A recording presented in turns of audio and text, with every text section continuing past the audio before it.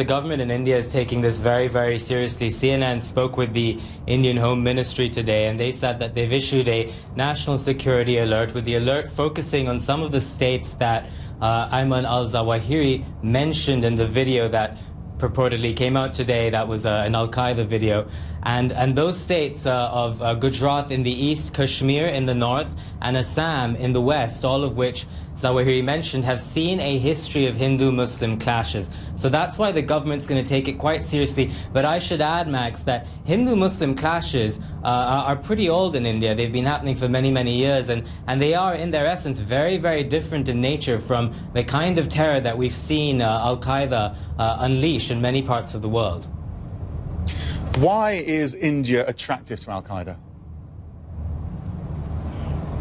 Well, Max, analysts I've spoken with are pointing to two main reasons why. On the one hand, India has many Muslims. There are 176 million Muslims in India, which is more than, for example, Egypt and Iran combined. Now, when you add in Bangladesh and Pakistan, that region, the Indian subcontinent, has about 500 million Muslims, which is about as many as you have in all of the Middle East put together. So obviously, in many ways, the Indian subcontinent is a great catchment area for Al-Qaeda. The other reason, Peter Bergen told me, CNN security analyst, that ISIS in Iraq and Syria has squeezed Al-Qaeda out of the picture. And so in many ways, this could be seen as a desperate attempt on Al-Qaeda's part to be relevant. And that's why they're looking at South Asia.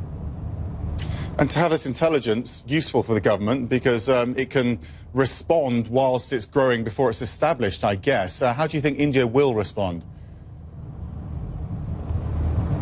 Well, so the government is taking this very seriously, but I should add, I mean, in India's many, many Muslims, CNN reported recently that Indian Muslim groups have been recruiting to fight against ISIS in Iraq and Syria. So it's hard to describe India's Muslims as a monolith, you know. I mean, and Al-Qaeda is going to struggle in many ways to try and, you know, make huge inroads into India. That said, the government will take this very seriously. I do want to point out, though, that if you look at terrorism in South Asia, most terrorist attacks in South Asia tend to be Maoist, not Islamic terrorist groups. So given that, the mood here is one of resilience. The Indian government will take it seriously, but they're not going to unduly panic.